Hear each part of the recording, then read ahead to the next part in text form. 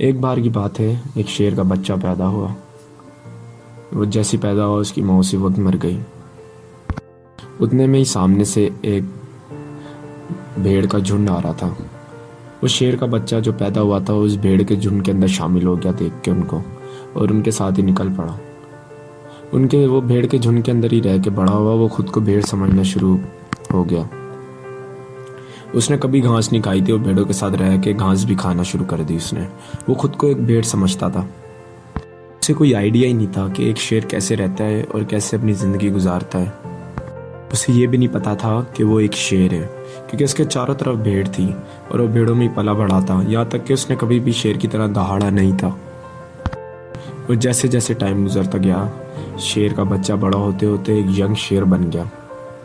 वो भेड़ों के झुंड में एकदम अलग ही दिखता था, लेकिन उन भेड़ों को उसके साथ रह रह के उसकी आदत हो गई थी। एक दिन एक बूढ़े शेर ने उस भेड़ों के झुंड पर हमला किया। उसने देखा कि एक यंग शेर भेड़ों के साथ घूम रहा है। उसको अपनी आंखों पर यकीन नहीं हुआ। पहले कभी नहीं ऐसा देखा था, पर वो बूढ़ा शेर भूल गया कि वो भेड़ों को पकड़ने आया था। वो उस चीज़ को हैरान हो गया देख के कि शेर भेड़ों के बीच में घूम रहा है उनके साथ। उसने सोचा कि वो उस शेर से बात करेगा और पूछेगा कि ये सब क्या हो रहा है। उसने उस भेड़ों के झुंड पर फिर से हमला किया, उस शेर को पकड़ने के लिए और इससे पूछने के लिए। उसने जैसे ही हमला किया, वो भेड़ें भागने लगी अपनी जान बचाने के लिए, और उन भेड़ों के साथ वो शेर भी भागने लगा। उस बूढ़े शेर ने क्या किया, उस जवान शेर को जैसे ही पकड़ा, उसकी आंखों में पानी आ गया। वो शेर को बोलने लगा, प्लीज़ मुझे छोड़ दो, मैं एक मामूली सा भेड़ हूँ।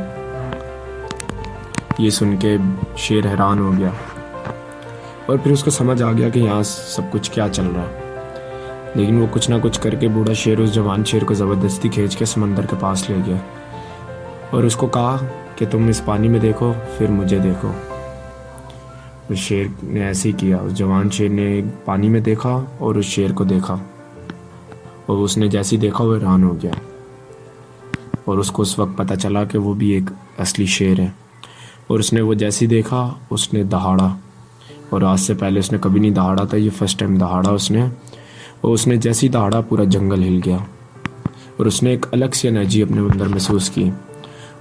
और वो जवान शेर भी समझ गया कि जो मैं भेड़ की तरह जी रहा था, ये सारी मेरी गलती थी, और उसने अपने आप को पहचान लिया। और उस शेर ने सोचा कि भेड़ की तरह जीना रियलिटी नहीं थी, वो सिर्फ एक मेंटली कॉन्सेप्ट था। अब वो रियलिटी को जान चुका था कि वो क्या चीज़ है। कहानी से हमें बहुत डीप मैसेज मिलता है।